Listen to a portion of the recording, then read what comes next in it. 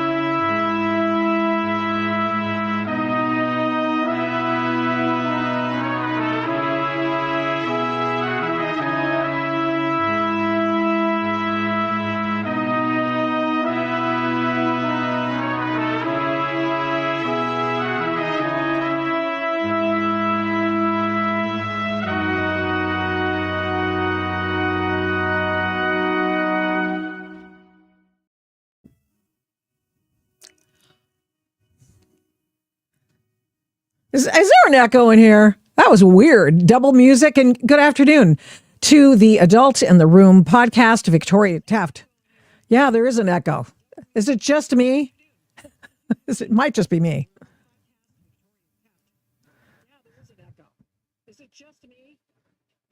Yeah, hello, Alex. Is it just me with the echo, or is there something funky going on? Yeah, it sounds like it's just you. Oh, great! You watch the stream somewhere? Oh, I wonder what to do. Okay. Okay. Could you be watching a stream? I am not watching the stream, but hold on, everybody. It's just one of those things.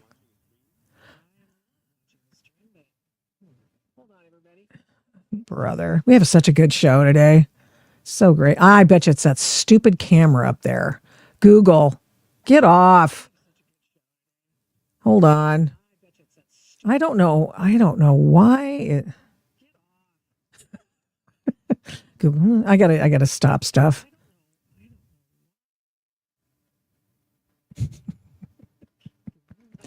Stop.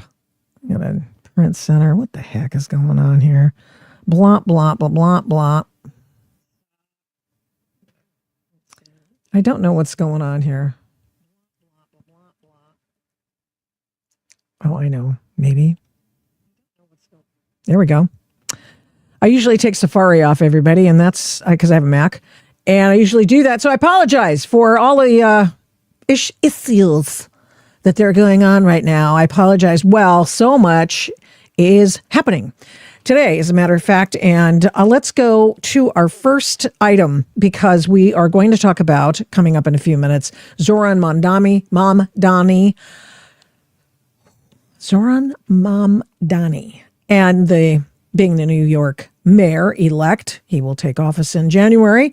And what this means, and what kind of dude is this anyway? That speech that he gave the other night was far less than amicable to the people who have elected him, as well as the people around him with whom he has to deal and make nice in order to do his job well. And he's already begging for money. So I just will go over that with my friend. I say my friend, Robert Spencer. I'm a colleague of his over at PJ Media, but he does a million other things. He's the author of 34 books, and his latest book is really amazing, and it is Intifada on the Hudson, the story behind the selling of Zohran Mamdani. So he will be by in just a little bit to talk about his book, but I do want to find out a little bit more information on a breaking story, I believe, and it is this. It is, thankfully, the indispensable woman, Katie Davis Gort, has brought our attention to an issue from the Homeland Security with respect to Portland, Antifa, and the ICE building there. Now, of course, Portland, the city of Portland, has been trying to get these guys to take all the stuff off the windows and all that jazz. So anyway, Katie reports that what they've done is federal rules and regulations for conduct on federal property have gone into effect. And you know, and I know California and Chicago and Portland and Seattle, you ICE guys, you can't wear any masks. You can't wear any masks. We don't want you to have any because you're trying to avoid us doxing you and threatening the wife and children.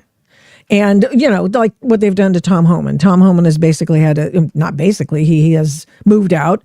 He has sent his wife and children elsewhere, and he has decided that he's going to live in a secure house because he doesn't want anything to happen to his family. The violence against ICE agents and other federal officers doing this mission have gone up 8,000%. So now what we have here is the effort to out and dox ICE officers themselves. And then Portland has decided that the plywood over the windows to protect said Fed officers must be removed because, after all, this is a tenant issue. And ICE, you didn't ask if you could border up these windows. And we talked about that the other day, just with respect to the federal building and the Marco Hatfield federal building. And they've got permanent things over the windows there. And apparently that's not an issue, but it is for the ICE building.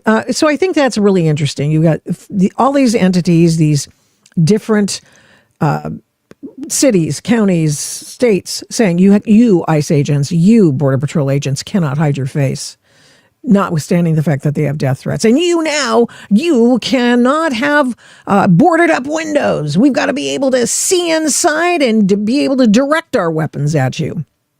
So now the Department of Homeland Security has come up with another plan.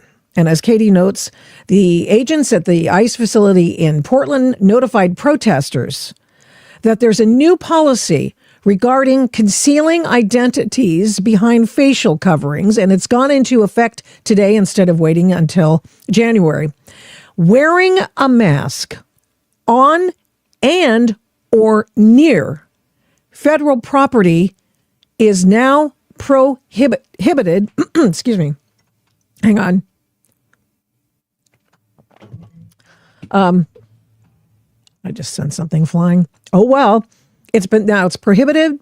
Wearing a mask on or near federal property is prohibited, allowing federal agents to apprehend subjects on suspicion that laws have been violated or may have been violated. So there is your probable cause right there, a reasonable suspicion.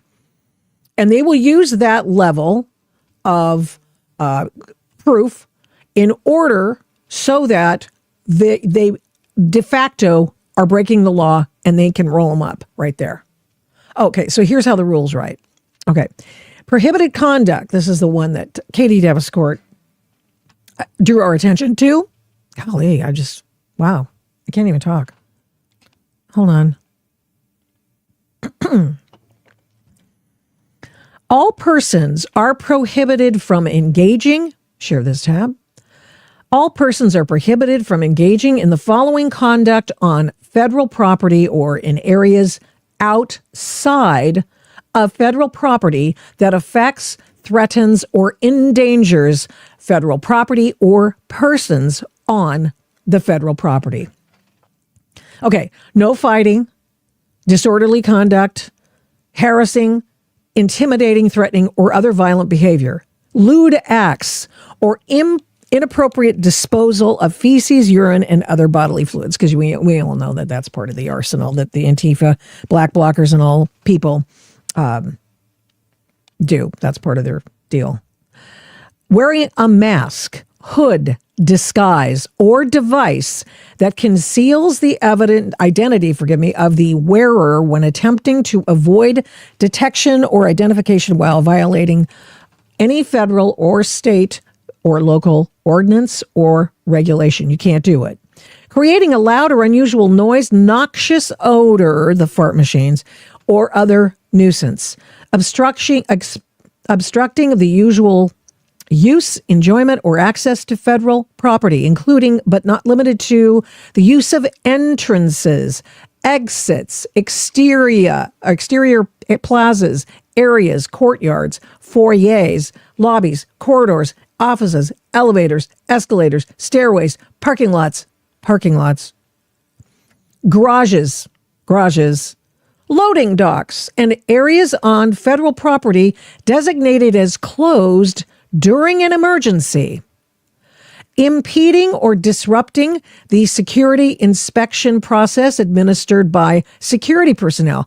The people who are on the ICE property, in the case of Portland, which the protesters at Portland ICE have been told, meet the new boss, same as the old boss, here are the new rules, and by virtue of doing that on public property, we will arrest you. I mean, if they feel so inclined, okay?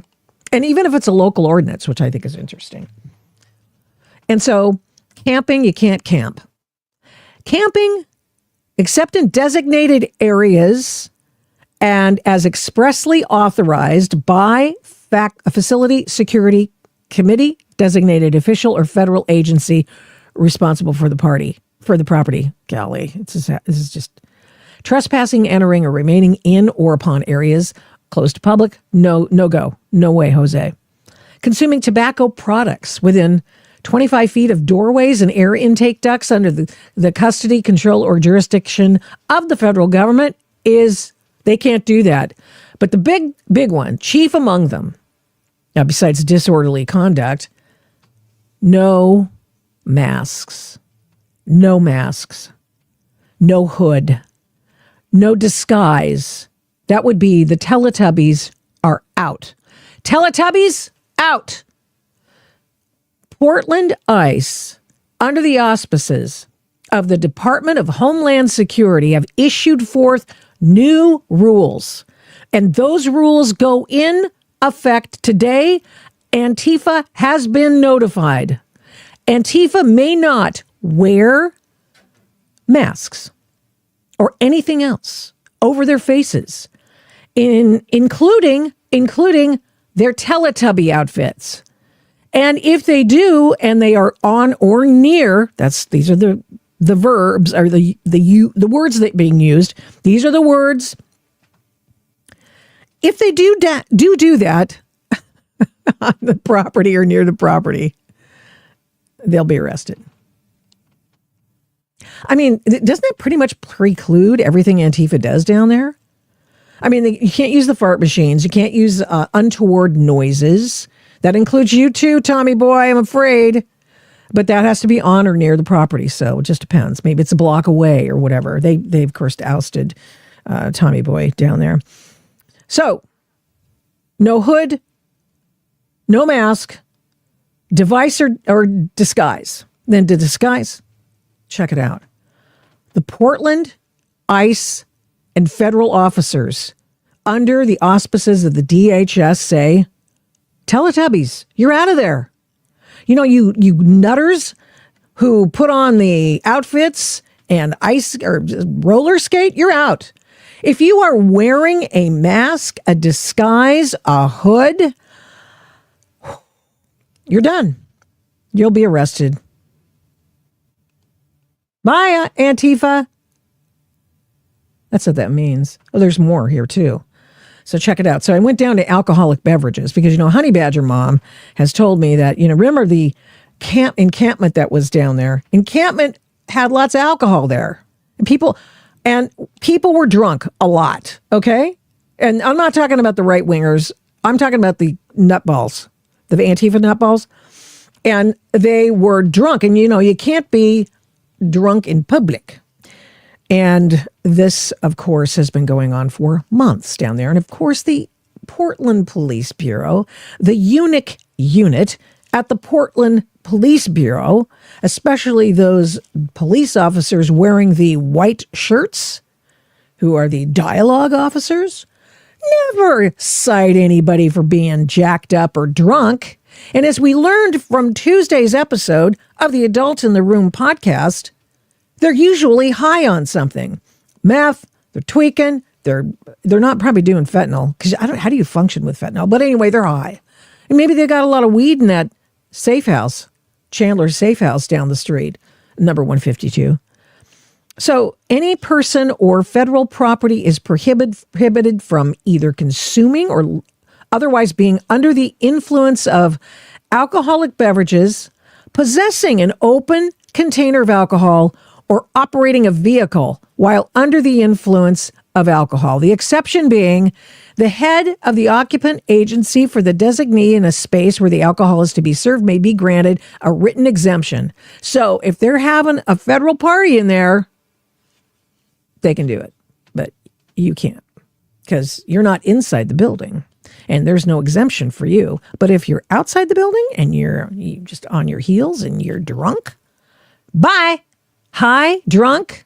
So not only do the Portland and ICE people tell Antifa that they can't cover their faces anywhere around near the Portland ICE facility anymore, they can't wear their Teletubby outfits. They can't wear those ridiculous costumes they've been, using for a while. They can't do any of it. Why? Because it assumes they assume that they are trying to avoid prosecution and are assumed to be trying to break the law. And so doing, they will be arrested. Now, I'm sure it'll be tested, but okay. How many months before that happens? Antifa. So not only have they gotten Antifa unmasked and the Teletubbies unteletubbied and your frogs unfrogged, they will arrest people who continue to do it. But in addition to that, Antifa can't be drunk either. And neither can anyone else around there, which I find very interesting. If you're going to get rid of Antifa, if you were going to find a diabolical way in which you could roll those bad actors up and send them off to make little rocks out of big rocks, it would be an occasion like this, where you get them for their masks, you get them for their noise machines, their fart machines, all the other stuff in their arsenal that they bring to the Portland ICE facility. And there you go. That's pretty genius. And then no firearms, dangerous weapons or explosives on or around the property. Everybody's strapped down there. Good guys and the bad guys. Not the cops, though. Just kidding. I'm sure there are some. They have their sticks or something. What do the dialogue officers carry? What does the UNIC unit patrol of the Portland Police Bureau carry? Do they just do the sticks or do they have any firearms? What do they carry? Just zappers? Tasers? Well, no one else can carry that stuff around or on federal property. And if you do, you're going to be arrested. That is probable cause for immediate arrest. It is reasonable suspicion. Slightly lower gradation under which one could be arrested, but there you are. Interesting, right? And hey, don't bring your dogs. They don't want them on the property or around. Here's the thing. I have not seen a lot of dogs down there. I hope that they're not there. For example, if I still had my Moby or my Maxie, both of which were, one was a bull mastiff, the other one was an English mastiff, I'd bring them down. In fact, I did bring Maxie down to an old protest. It was the fur protests of the 2012s or something. And the cop actually asked me, is that dog dangerous? I don't know. Don't try anything, though.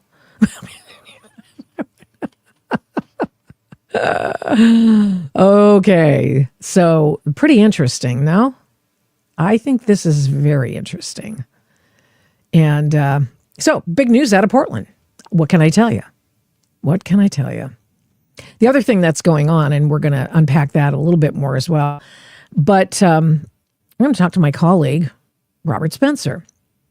And I want to, we'll bring him on, and we will talk about his new book. But I have to give you the opening of his speech the other night before I bring Robert on. It's important because this speech was, I think it really rivaled Joe Biden's red speech. Remember he did that in Philadelphia with the Marines right next to him and the red light and you can't get off my lawn, you mean Trump people. And I'm going to throw the book at him. And of course, we all know what he's been doing against them as well. Here he is. They have set over our city this evening. But as Eugene Debs once said, I can see the dawn of a better day for humanity. Oh, can he? For as long as we can remember, the working people of New York have been told by the wealthy and the well-connected that power does not belong in their hands. Fingers bruised from lifting boxes on the warehouse floor, palms calloused from delivery bike handlebars, knuckles scarred with kitchen burns. These are not hands that have been allowed to hold power. Oh, brother, what a lie. What a lie. Yeah. So that was the big news out of the week. Of course, the Republicans, to the extent that they were involved in any of these blue state elections, lost just big time. And part of the reason was the excitement caused by Zohran Mamdani, excuse me. So how does a man who touted Intifada, worldwide Intifada, global Intifada, and communistic beliefs in Islamism get elected to be mayor of a city that 25 years ago was devastated by a jihadist Islamic attack? How does that man who cozies up to one of the orchestrators of the guy who knew, unindicted co-conspirator of the 1993 World Trade Center bombing, which has a direct through line to 2001 attack, how does that guy get elected with Jewish support or any Western civilizational support whatsoever? I mean, who does that? Well, the folks in New York showed us the way.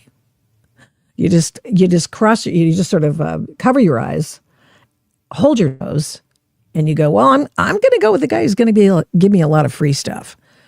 So Robert Spencer, oh gosh, I didn't realize how late I was in getting him on. Robert Spencer's a dogged researcher. He's an elegant writer, director of Jihad Watch, and he is a Shillman Fellow at the David Horowitz Freedom Center and the author of more than 30 books, the latest of which he's going to talk about right now. In fact, Intifada on the Hudson, the Selling of Zohran Mamdani, is one that you will want to get and read it because this is an important book, and we're very, very happy to have him on. He's a very busy man, so I appreciate him doing that. And there we are. So I'm going to find my stuff here and bring him on right now. Robert Spencer, how are you? Hey, Victoria. Good to see you. It's so good to see you. Thank you so much for taking your time to come on here. Thank you.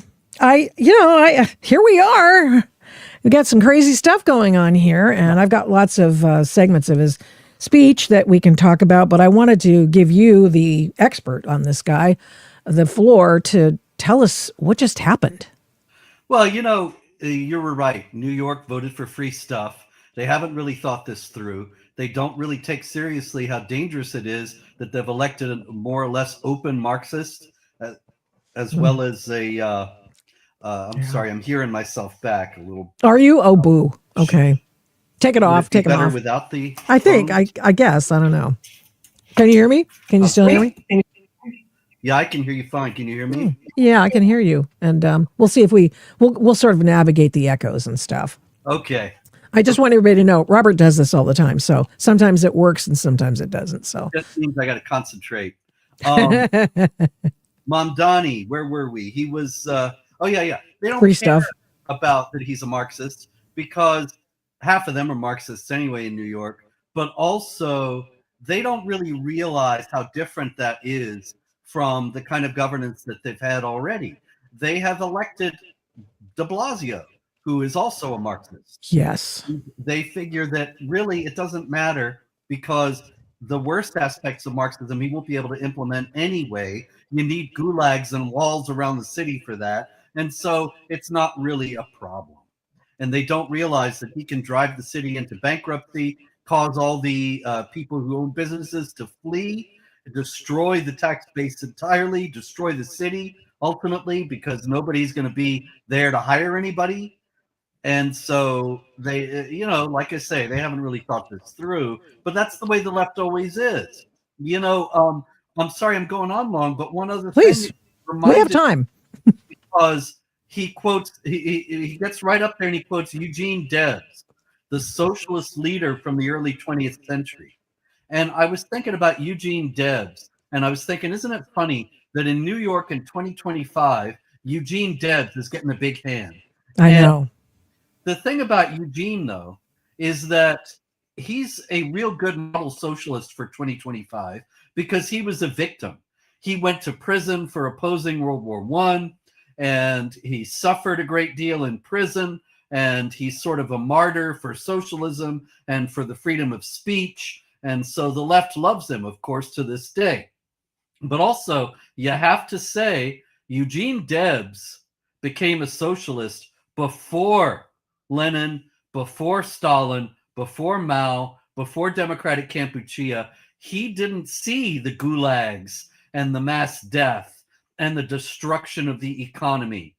And so it's kind of funny that Zohran Mamdani is quoting this guy and lionizing him now when we have, this is 100 years later. And That's such a good point. socialism does. And yet he's still selling it as if it were 100 years ago. You know, I was thinking about that because I remember in college I heard about Eugene Debs and Emma Goldman and how they were fellow anarchists and how her friends and her part of the gang assassinated, and one of her acolytes assassinated William McKinley. Yep. And I was just, hello, doesn't anybody know anything about what's going on, these movements in America's history before? And I just couldn't come away from this experience of this election this week without thinking about how little civics we teach and anything having to do with a positive appreciation for Western civilization. That's right.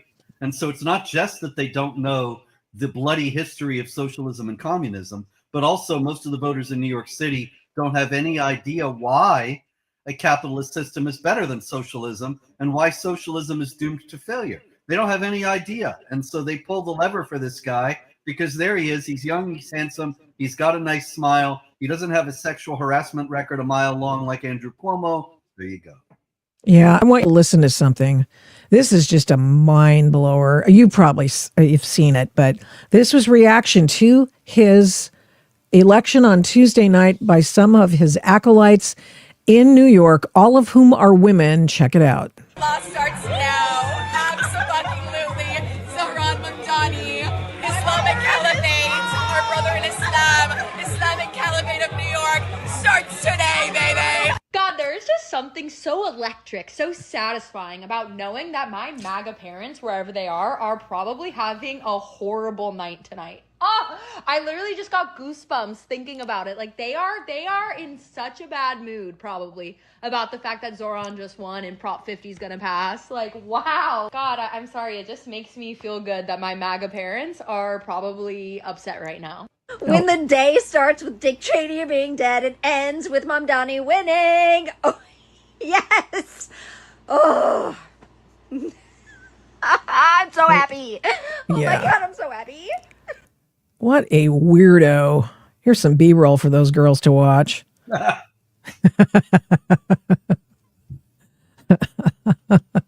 Explain why they're wrong, Robert. Well, yeah, they don't have any idea what's coming.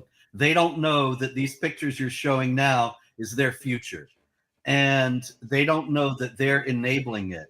But they've already lost. I mean, I was thinking when I was watching that, what a shame. You know, why does that girl hate her parents so much? Same thing I was thinking. And the other one saying, it's so great Dick Cheney is dead. I'm no fan of Dick Cheney, but to rejoice in a man's death, where is these people moral? They have lost all their moral compass. What is wrong?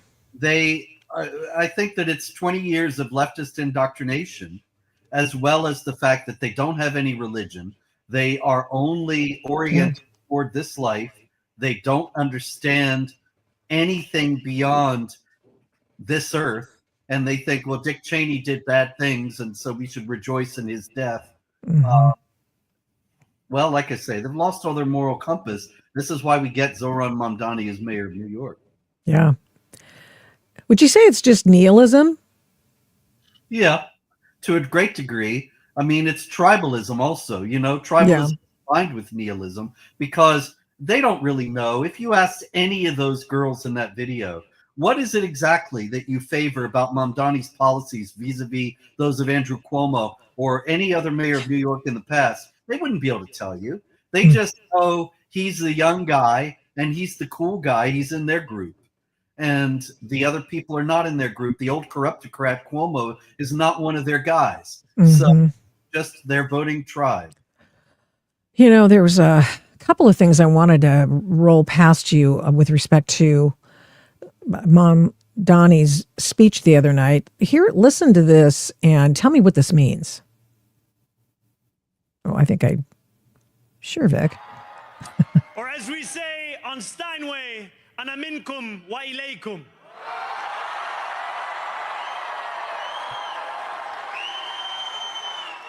Thank you to those so often forgotten by the politics of our city who made this movement their own.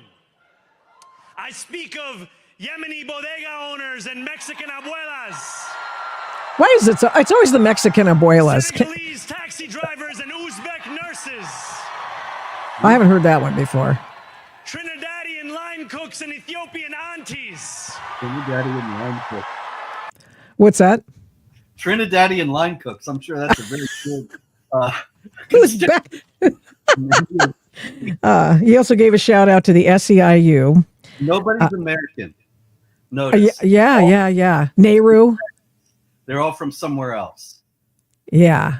And he doesn't really have an America. He's a socialist internationalist. So he is celebrating that they're all from somewhere else because that's what he wants. And that's actually what elected him. If you take only native New Yorkers, he lost.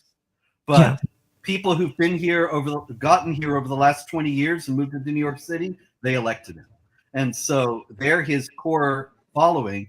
And that's what he wants to celebrate, the dissolution of any kind of American identity, any sense of American unity, except what he's going to oppose with his authoritarian vision. That, he also, do you have this one in the, I'm jumping ahead, I suppose, a little bit. You can do whatever you want, Robert. I'm just glad you're here. Well, it's wild because I just wrote an article for PJ, turned it in a few minutes before this, about another part of the speech where he says we're going to prove that there's no problem too large for the government to solve and no issue too small for the government to tackle. And I thought that's a total call for totalitarianism. Yep. The government is involved in every aspect of your life with no respite anywhere. He says it in this cut, and he also uses in this cut the notion of Islamophobia. Let's see if this is the correct one. Will New York be a city where you can traffic in Islamophobia and win an election? Who wrote this? CARE? The CARE is the biggest internet institution. This new age will be defined by a competence and a compassion that have too long been placed at odds with one another. We will prove that there is no problem too large for government to solve and no concern too small for it to care about. There you go. Yeah. The phobia thing, that is, it's something he tried to hang on Cuomo for nothing. There were two big incidents. One was a campaign flyer where they put on the flyer, there was a scary picture of Mamdani. And, we've all seen campaign flyers. They make the other guy look bad in the photo with the lighting. And so they made him look bad with the lighting. But Mamdani's group made a big deal of it, said, look, they darkened his skin and made his beard bigger. They were just increasing the contrast in the shadow. But Mamdani charged that this was this terrible Islamophobic flyer from the Cuomo campaign. Oh, interesting. We've seen that. We know that they do that, right? For different people. Like, for example, all of a sudden, whether you love him or hate him, Donald Trump is orange. I mean, he's not always orange. You know what I mean? It's kind of crazy. And exaggerate his spray tan all the Yeah. time. They make that a big deal. Uh-huh. And Cuomo did exactly the same thing. He just did, it was probably a standard photo, what do you call it, a filter or something, Yeah. or when you try to make somebody look bad. Right. And Mamdani made a big issue of it. And then Cuomo last couple weeks ago was on a show on WABC where the host said something like he's pro-terrorism, and Cuomo says, well, yeah, there's so many problems with this guy. You know, the kind of thing that people say on shows when they don't want to agree, but they don't want to disagree. Yeah, well, he accepted the premise, so that was a... Yeah, there you go. So that was a big instance of Islamophobia on the part of Cuomo, and Cuomo was put on the defensive both times, which I thought, you know, the guy's a savvy politician, part of the machine for decades. Why is he being so wrong-footed by this guy? It would have been easy to say, well, you know, you don't condemn, globalize the Intifada. You've spoken Hamas rhetoric about Israel. You've spoken about the jihad against India in favorable terms. Why should we think you're a terrorist? Yeah. Or a sympathizer? But of course, he doesn't have the courage to do that because Islamophobia is like the third rail. You can't touch anything coming even close to it or you'll be destroyed. Well, do you think that's still the case? It used to be when CARE made up the word and started distributing it, and people, well, we can't say anything about a person who happens to be Muslim, who's obviously Islamist, who then becomes a jihadi and then bombs something without harkening back to the fact that, hey, you know, there might be something in common with other people who have the same crazy viewpoint. And yeah, I think that it's not as powerful as it used to be. Right. People like the late great Charlie Kirk did a lot to change that, because Charlie was right toward the end of his life very forthright about the nature of Islam and how it posed a threat. And he didn't start getting canceled everywhere as he would have just a few years before. But I do think an old dinosaur like Andrew Cuomo, he still shies away from it. Yeah, it's just a fear. You've got to be able to speak clearly, speak the truth. Islamic, I think he called it superiority, supremacism, excuse me. So, yeah, that's a huge case, a very compelling case can be made for that use, that phrase, Islamic supremacism. If I could say it, I mean, that would be really pretty good. Let's I want you to react to this. I'm sure you've seen, I know you know everything because you are, you know, you're the Jihad Watch director. I mean, you know so much and you've been at this forever. Years, yes. How many? 600. 600. Yes, I understand that. Yes, I've been there too. So here we go. Here we go. I'm sure you've seen it. We found out that he's Jewish. His mother was Jewish, and his grandmother was Jewish. So, Mr. Mayor, that's Mamdani sitting there. We might find out very soon that you're Jewish. Don't hang out with me. So, welcome to our community, and I want to tell you about Rabbi Indig. Not when your numbers were up, when Adams dropped out. First day he called me up and told me, I like this guy and I'm going to meet him no matter what the consequences are. He called me after he met you. He told me, this guy is a friend of the Jewish people. He's real, he's sincere, and I believe he's going to be the best. Oh, he's going to eat those words. With him all the way. Okay, it's really hard to hear because it was in a place where it was very public and there was a lot of ambient sound. What do you think? Well, in the first place, actually, I have not seen that before, so I got to ask you: was that the Neturei Karta guys? I don't know. Well, I don't know the hats. Hats are common to several groups, but there is a group of Orthodox Hasidic Jews called Neturei Karta, and they are very much against Israel. Only the Messiah can establish a state of Israel, and so. The state of Israel that exists now was started by secular people. It has no legitimacy, and they go very far with this. You know, they support the Palestinian Jihad. They support Iran. And most of the other Jewish groups, especially the Orthodox, think they're totally nuts. And Uh I huh. imagine any other Orthodox Jewish group palling around with Mamdani. So I suspect that's who this is, but I don't know for sure. Yeah, I would go with your assessment. I don't really know. It's just that it's shocking that 30% or so Jews voted for this guy. Yeah, but most of them, their real religion is leftism. You know, Yeah. they're not really voting because they're Jews. They're voting because they're communists, and so they love this guy because he's one of them. What family of Islam is he from? He's an Ithno-Sheri, 12er Shiite. That's the official religion of the Islamic Republic of Iran. And so, you know, He's a 12er.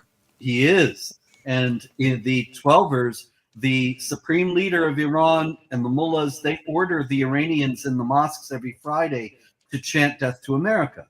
And Khamenei, the supreme leader, has said, this is not just a slogan, it's a policy. It's the goal of our regime. And so I think, you know, if we had reporters today, they should have been asking Mamdani, do you believe in death to America? Do you support that as an imperative? And get him to say something about it, and either to distance himself from the mullahs or endorse it. After all, we know the guy is a real Marxist. He's made that very clear, talking about seizing the means of production, and that clip from the victory speech that you played a minute ago about government having a role in everything. Mm-hmm. And they hate America and want to destroy it. The 12er Shiites hate America and want to destroy it. And so nobody's asking him, but I think it's a real question. Does he want to destroy New York as a prelude to bringing down the whole thing? Well, it seems to me like there's a through line. I mean, he was hanging out with that guy who was the unindicted co-conspirator in the 1993 World Trade Center bombing that killed 6 people. I mean, it's just like, who doesn't know that's a bad look? Yeah. Well, see, he knows there's no political cost because most people won't know who Siraj Wahhaj is. They don't remember that there was a 1993 World Trade Center bombing. They don't have any idea of the implications of such an appearance. They just think it's just another photo op. That's what politicians do. But Siraj Wahhaj took the blind sheikh all around New York in 1993 and had him speak at mosques. And the blind sheikh, Omar Abdul Rahman, is still in prison today for masterminding the first attempt to bring down the World Trade Center in 1993. And that was the one bombing you mentioned that 6 people were killed. He has also called for jihad in the United States, said the United States should have an Islamic government. His son, Siraj ibn Wahhaj, is in prison today for trying to start a jihad training camp in New Mexico where they wanted to train children to be school shooters. Right. Oh, I've forgotten about that. That's this guy's son.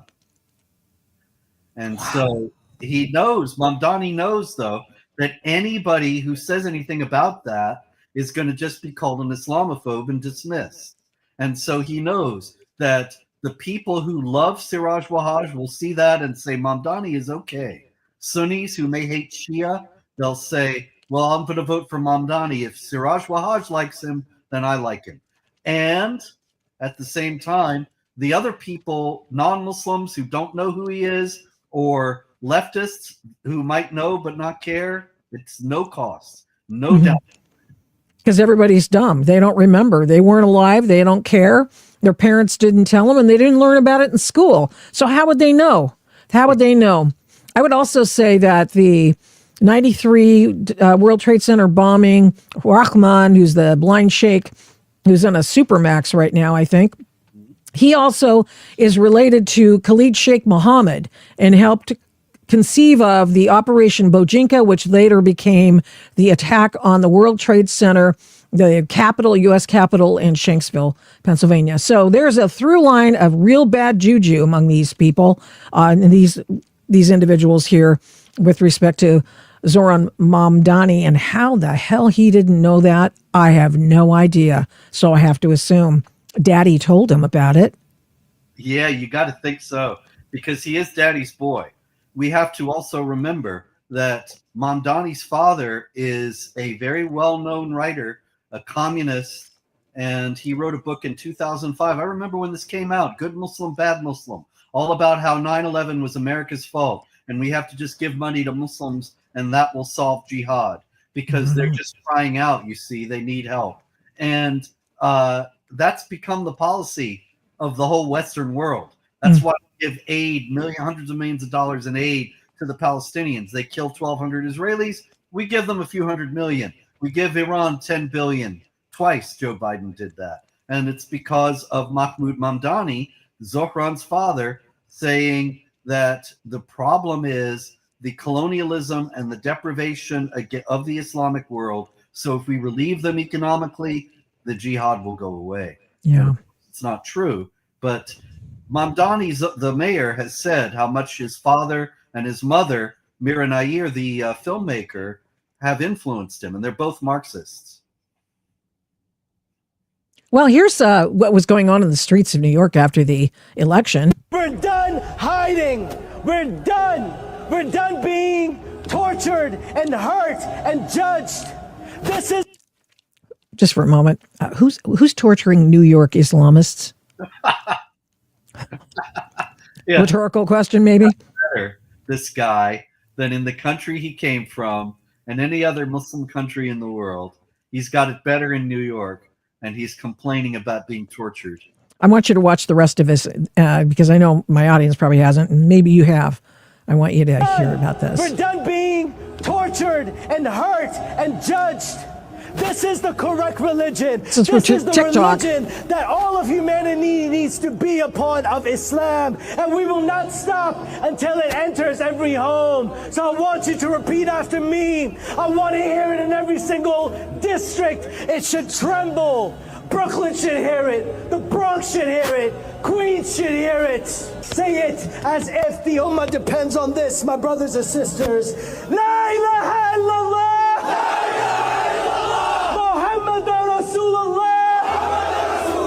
There is no God worthy of worship except Allah, the God of Jesus, the God of Moses, the God of Abraham, and the God of the last and final prophet Muhammad sallallahu alayhi wasallam. Streets of America. What did he just say there? What does that mean? Peace be sallallahu wa alayhi wasallam is peace be upon him. Oh, that's nice. You say that every time you say the name of a prophet. It's usually abbreviated as SWT when you write. Right. So you often see when you see Muhammad, it'll say SWT, which also could be PBUH, peace be upon him in English. I see. It's just a gesture of respect for the prophets that you say afterward. And earlier he said, La ilaha illallah wa Muhammadun Rasulullah. There's no God but Allah and Muhammad is his prophet. That saying that makes you a Muslim. Actually, yeah, I just became a Muslim because you say that in Arabic before witnesses and you're considered a Muslim. I actually did this once before. I was having lunch with Wait a minute. Have we made news? Robert Spencer has just become a Muslim because he said that? Yeah, I was showing off in 1981 or so, and I was in college and I was having lunch with this Muslim guy and he was trying to convert me to Islam. And I was trying to show off to him that I could say it. So I said the Islamic profession of faith to him in Arabic. And he said, "Oh, you're a Muslim now." And I said, No, I'm not. I didn't mean it. I was just saying it. And he says, "It doesn't matter what you mean or think or anything. You said it. You said it in front of a Muslim witness. You're a Muslim." And this is, that's just how it works. But that guy in Times Square was doing that. And they were all repeating it with him. And saying we're going to bring that into every house in the country. Is this kind of thinking compatible with Western civilization and governance in the United States of America? No, not in the slightest degree, because Islam is political as well as religious. And this is what people don't understand and seem to refuse to understand, that when he says Islam is going to enter every house, it's not like I was a Methodist and I decided to become a Roman Catholic or something like that.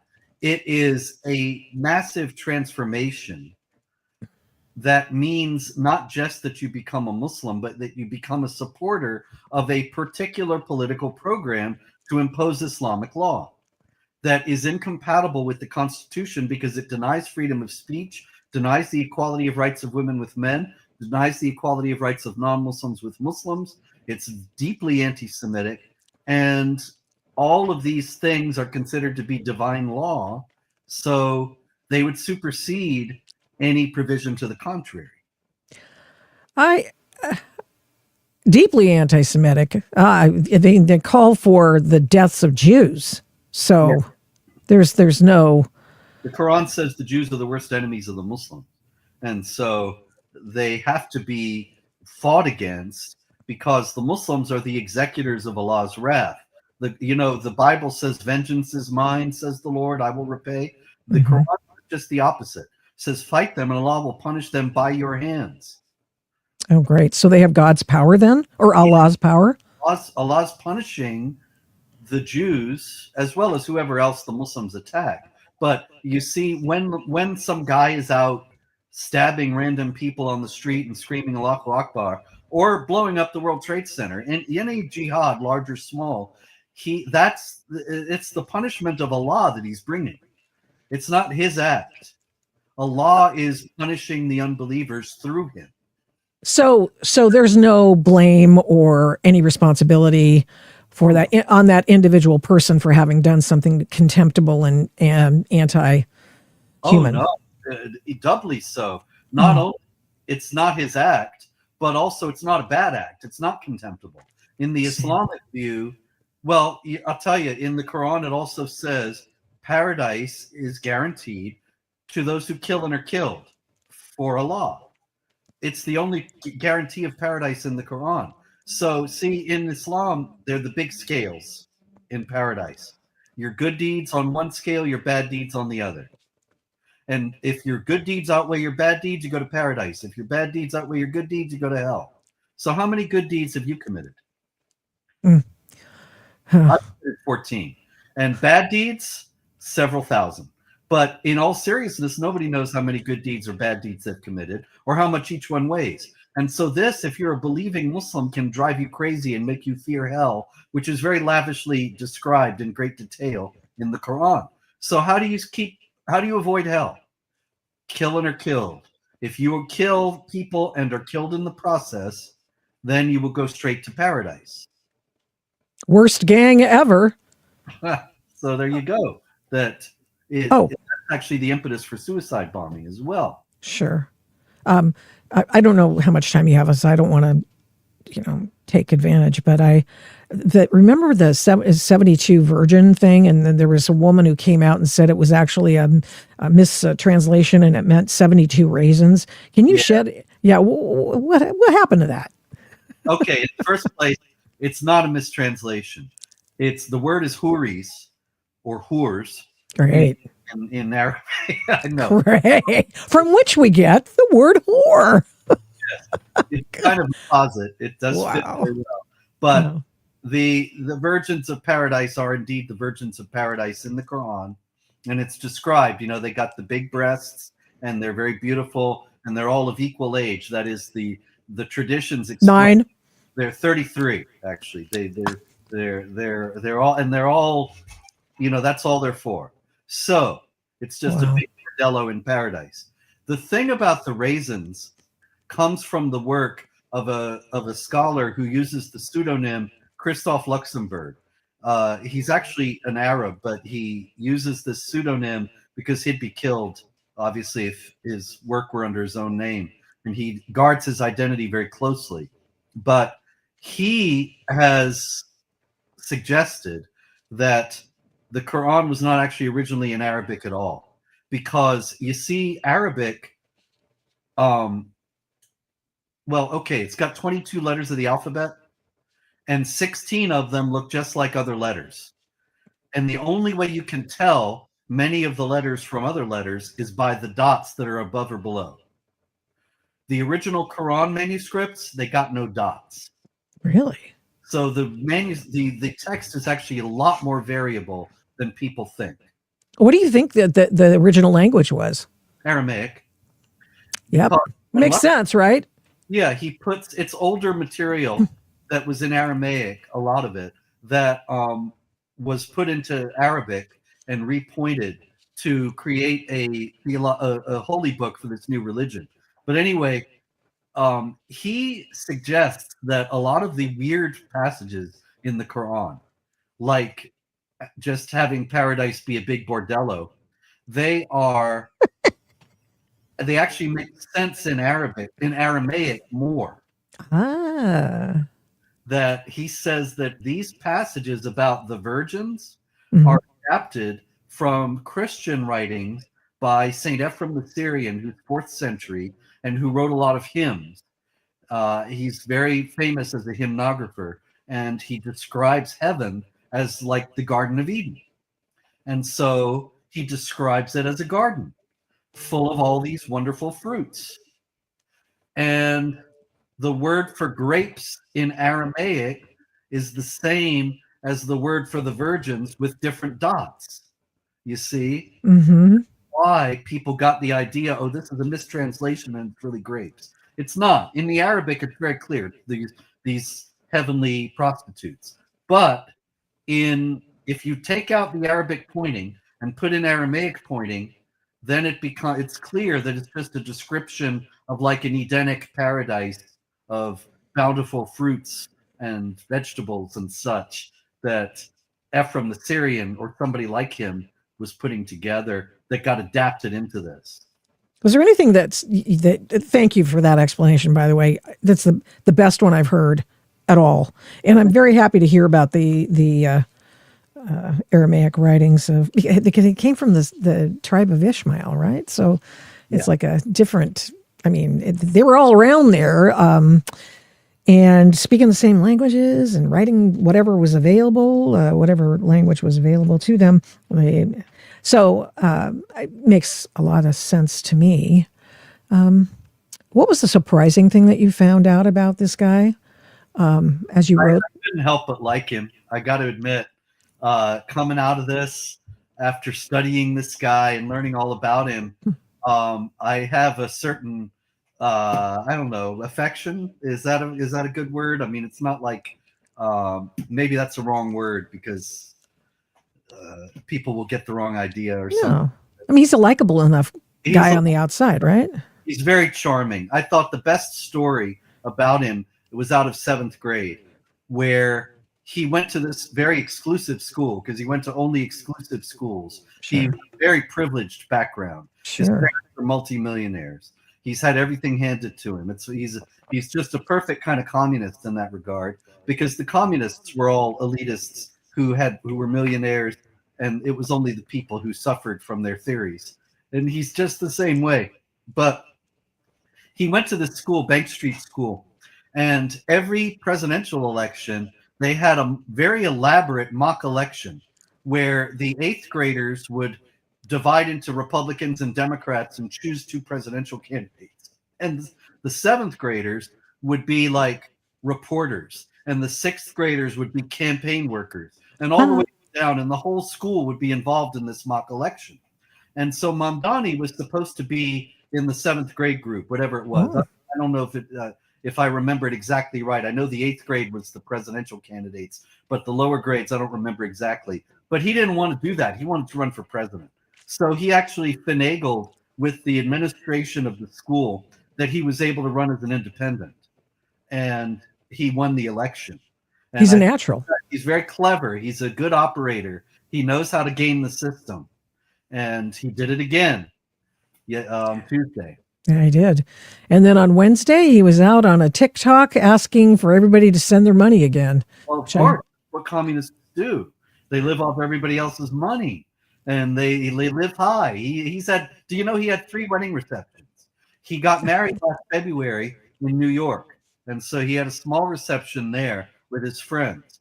But then he went to Dubai, where his wife's family is from, had a big elaborate reception in Dubai. And then he went to Kampala, where his family is from, had another reception. His family, even though his father is a professor at Columbia and his mother is a multimillionaire filmmaker, they still have a big, nice house in Kampala, Uganda, in an exclusive area of the city where the very rich live. And he had his 3rd reception there amid heavy guards, the defund the police guy. The defund the police guy with heavy guards. One last thing. He seems like a likable guy, but here's Here's Van Jones weighing in on a speech. The Mamdani that we saw on the campaign trail, who was a lot more calm, who was a lot warmer, who was a lot more embracing, was not present in that speech. And I think that Mamdani is the one you need to hear from tonight. There are a lot of people trying to figure out, can I get on this train with him or not? Is he going to include me? Is he going to be more of a class warrior even in office? All of the above. And then so Van Jones was upset. I'm not going to play all of it. But see, I don't, like I said, I don't want you to get the wrong idea. It's not like I support this guy or like. Oh, I never thought that for 1 second. By the way, Van Jones, a fellow traveler with Zohran Mamdani. But it was deceptive right from the beginning. You know, we told him that. We both wrote about him at PJ Media. Other people did. We could have told Van Jones, this guy is not as charming as he seems. This guy is going to change as soon as he gets elected and implement a very ugly and destructive agenda. But that's how the left always works. They promise the world. They tell you they're going to work for justice and for the little guy, and then they get in and crush everybody. And this is what he's going to do as well. And there's going to be flight. 765,000 people said they'd leave if he got elected. And I sure hope they cast a ballot before they leave town, but it doesn't look like they did they? Not 765. I mean, I guess, yeah, you could say technically that Cuomo got more votes than that. And so I guess they did. It was a tough thing, though. I mean, if I still lived in New York City at this point, I don't know. I guess I would have voted for Curtis Sliwa, but I would have known that was throwing the vote away. Sure. Voting for Cuomo is very tough. Yeah. If you're a patriot and not a lunatic, how could you vote for a Cuomo? It's just incredible. Right. Yeah, I wonder why Sliwa didn't pull out. Probably because he thought he was the only reasonable choice. But a lot of people, since it's, 97% leftist in New York, he was not going to get their votes unless they just really detested the commie. But apparently not. They voted him in. So huge ego and also probably some sort of animus against Andrew Cuomo because Sliwa spent all his time attacking Cuomo and not Mamdani. And so people were even criticizing him toward the end about that and asking, well, you know, what's going on here? Are you on Mamdani's payroll? Which I think is a reasonable question. Yeah. Interesting. Well, I can't imagine Curtis Sliwa doing that, but you never know. I mean, it does leave things open to interpretation. The book is Intifada on the Hudson, The Selling of Zohran Mamdani. I keep doing that, by Robert Spencer, my guest today on the Adult in the Room podcast. And thank you so much, Robert. I appreciate it. And talking with you, Victoria. Thank you. Yeah, your work is always appreciated. Thank you so much. Thank you. I appreciate that very much. Yeah. So there we go. All right. That wasn't that interesting? And it does make you wonder why people don't understand, or maybe they do and they just don't get it. But what I see coming out of this whole thing that Robert and I spoke about was the need to redouble our efforts at teaching history because our kids aren't getting it. In fact, people like Zohran Mamdani and people who agree with him are being venerated in the classrooms. The teachers are far leftists. The unions who run the teachers and run the schools are far leftists. They're the ones in charge. And now, of course, as mayor coming up in January, Zohran Mamdani is also going to be in charge of the schools. That's under the portfolio of the city. So he's in charge. And in Manhattan, that's what happens. They're government schools. Oh, by the way, there's going to be government free childcare, and you're going to have free buses. Does anybody take the bus there? I mean, I don't even know. He never said anything about the ferries, free Staten Island ferries or something. I don't know. It's just it's an open question. It's an open question.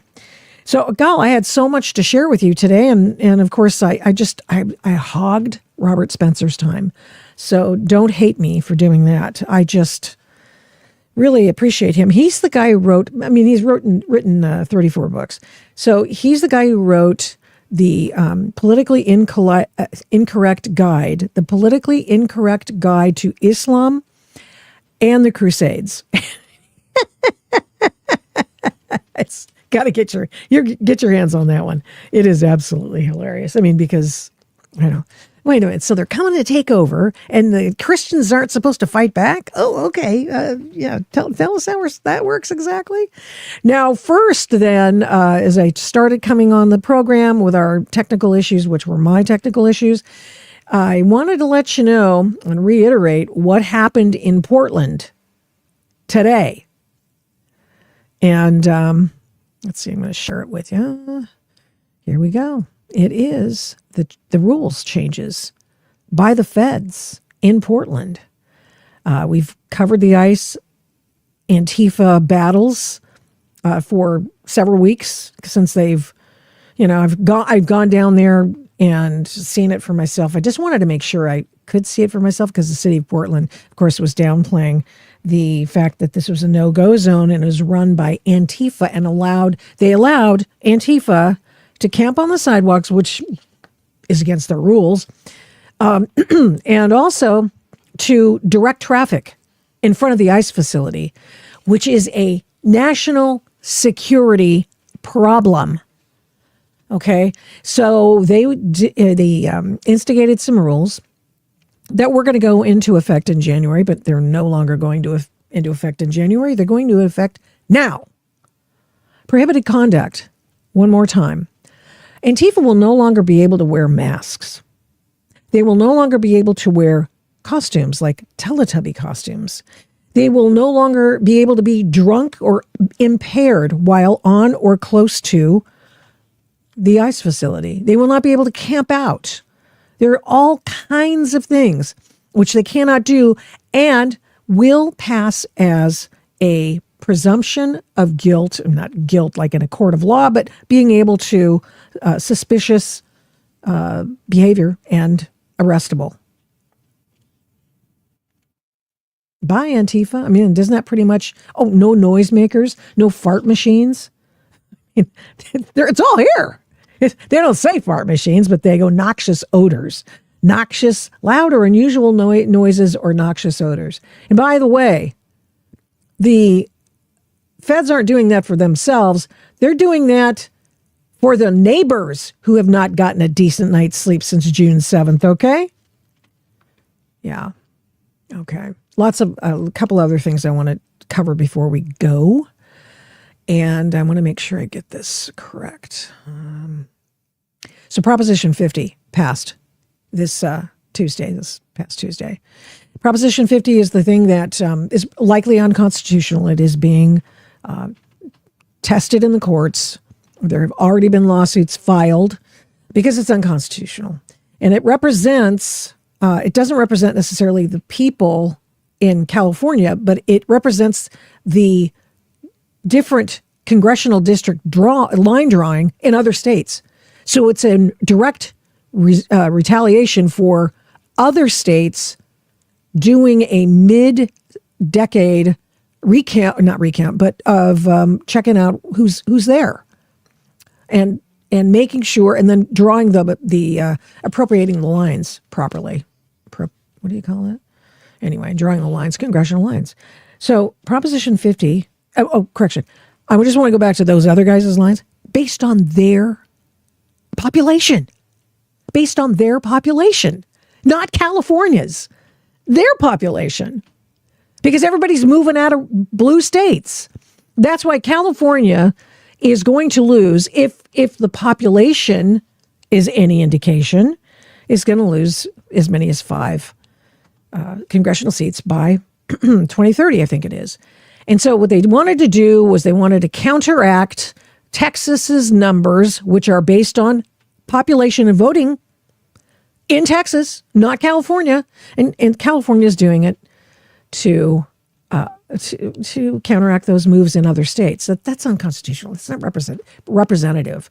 They may have the right to do it. And of course, the voters said, okay, I'll do that. The voters believe 90% that a separate organization that is objective can redraw the district lines in the state of California. They've just voted on Tuesday of this week to get rid of those rules and have Gavin Newsom and the Democrats redraw the districts. And of course, they want to get rid of all their bête noirs like Kevin Kiley and that sort of thing, or the other people. They are trying to eke out 7 new congressional districts for Democrats out of Republican districts. Now, the reason I bring it up, again, is this reason. I'm going to share this. See this? This is from the 2021 California election, 2022 California election, but this harkens back to 2021 right here. And it's this. There are at that time, before the entire Joe Biden spigot allowed in as many people believe as many as 20 million new illegal aliens into the country. So before that happened, in California, there were 1.8 million ineligible persons registered to vote in California. This is according to our friends over at the Election Integrity Project California. We spoke to the director of that organization in a previous, a couple weeks ago, episode of the Adult in the Room podcast. So you have to understand, they have a whole huge population of people. Excuse me. Wow. Excuse me. Sorry. Allergies. I've got to do something about this studio. There's something going on in here. Okay. So they have all of these people who are on the voter rolls. Okay. Now check this out. How are they going to know if those people are illegally here when they went back and changed where those people were born? And we brought this up in that particular episode with the Election Integrity Project California.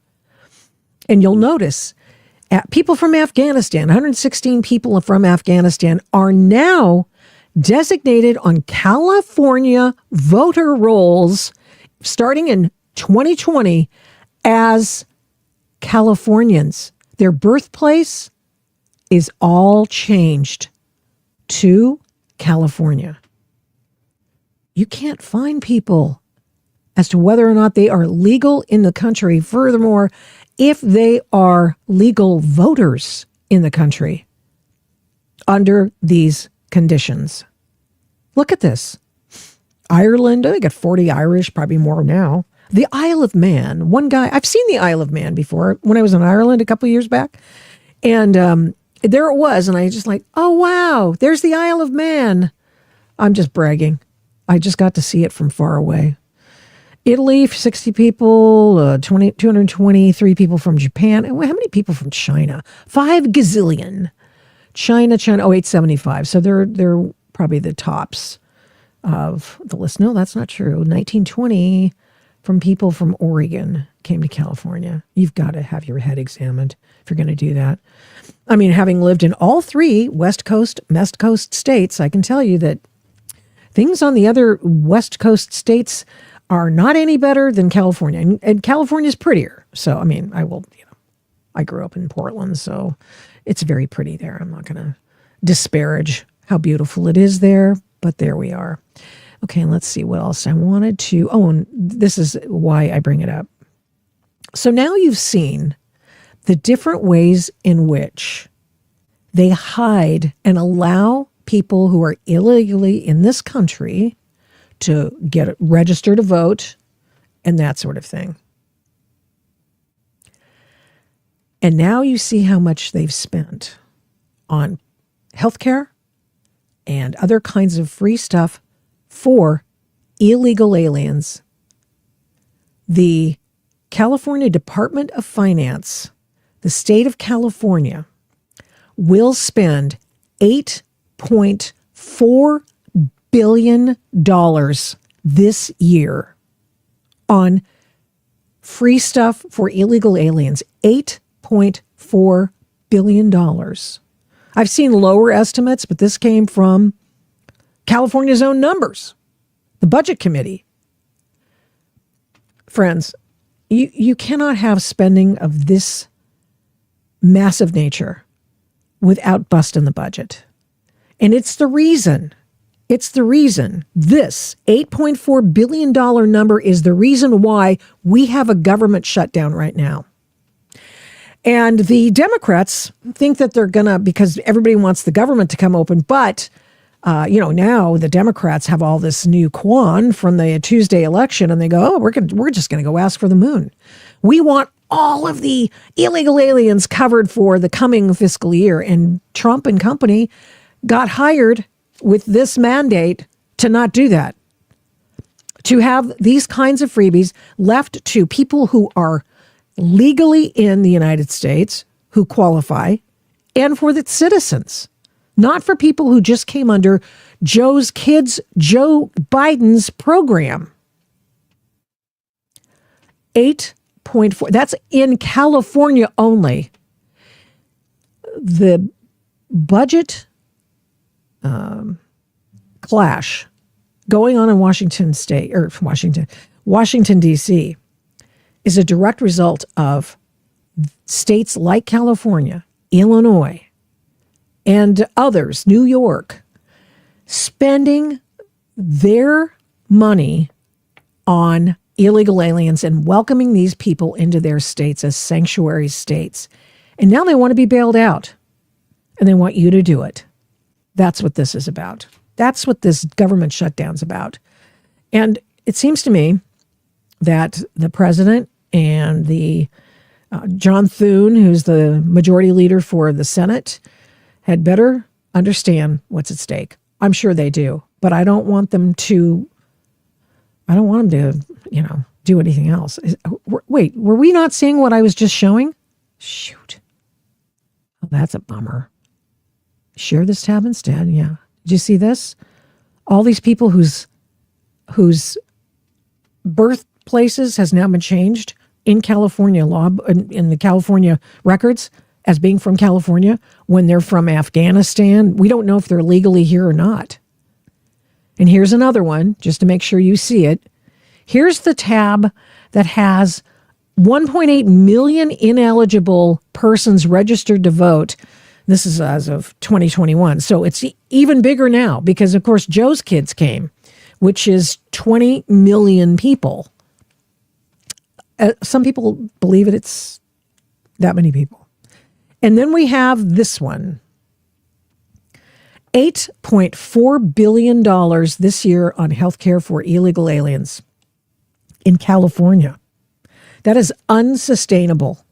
Even with the largest state in the union, California, most populous state, California. They can't afford that. People are moving because they can't afford the taxes. And they want a bailout from the feds that would be you, who live in other states, other sanctuaries, or other states, period. Fiscally responsible people. And if you think that people in who here illegally who aren't voting, I've got friends. It's pretty eye-popping, right? It's just astonishing. Just seriously astonishing. So we've got a big problem. We've got a really big problem. And it is hanging tough. People are not being paid right now. People are not receiving benefits, the SNAP program benefits, to the extent that they get any. And now because of that election, I think they were able to talk about affordability in a better way than Donald Trump has. And now Donald Trump goes, okay, I get the message. I'm telling you now, all the stuff that I've been doing for the past 24/7, 9 months, I'm going to tell you what that means to you, even more than he already has. I thought it was pretty obvious what was going on, but hey, I'm not the messaging guy. I'm not that. But if there was one more thing I wanted to show you before we go. Let's see. Yeah, here we go. Here's the mayor. I think he missed a chance tonight to. Oh, sorry. Get away there. I just removed that. I don't know why it played. Here we go. Because I've pretty much gotten everything here. Here's the mayor who has been elected who's in the country illegally. The mayor of Coldwater accused of election fraud. The charges come hours after he secured a second term in office. Attorney General Chris Kobach charged Mayor Jose Joe Ceballos with 6 felonies, 3 counts each of voting without being qualified. Okay, let me just say, he's not illegally in the country. I misspoke. It's the other mayor who just got elected. She's illegally in the country. Anyway, so, oh yes, there's many. So Jose here, Mayor Jose Ceballos, in the country legally voting, but he's not legal to vote. And election perjury. Kobach claims Ceballos is lawfully living in the U.S., but is a citizen of Mexico, making him ineligible to vote. The AG. Okay, so because in the interest of time, I'm going to send that packing. Let me say one more thing. There is a through line from people who have allowed that to happen, not checking registrations against the files that are available from the feds, like the Social Security database. This is what they're saying in Washington, D.C. in the Trump administration. They are saying, hey, you've got to be able to compare your voter rolls against the legal in this country rolls that we have. Okay? And they don't want to do Oregon, and Oregon has gone to the mattresses to stop this. They are suing the feds so they don't have to do this. California, same thing. And that's where the Civil Rights Division of the DOJ is going to go in there and go, oh, no, we want to see these records, because they don't want to show them the records. Because you know what they're going to find? A hell of a lot of people who are not allowed to vote. And why does this matter? Of course it matters, because it dilutes your vote. Yeah, that's right. Your vote is diluted 2 ways: by them voting maybe against your interest illegally, and getting counted in the census, because congressional districts are made and comprised of people, not citizens. We need to change that. We need to change that to citizens. You should not get congressional representation. I'm sure you would get it, but not in terms of how many people you represent, because then that dilutes everybody's representation. If you count illegal people in the country illegally in that congressional district, then you have diluted my vote. My son-in-law came legally to this country. And I can only imagine, although I haven't talked to him about that because he's working so ding-dong hard, but I have to believe that he would be concerned that, hey man, I did everything right. How come people get the vote, people get free stuff or whatever? I'm working my butt off. How is that? And my taxes go to help these guys and pay for the free stuff.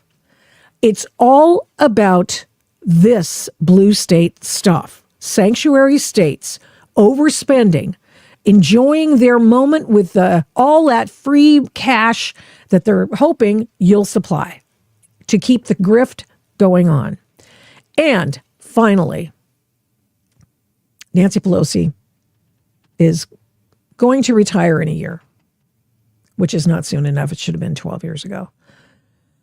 Okay.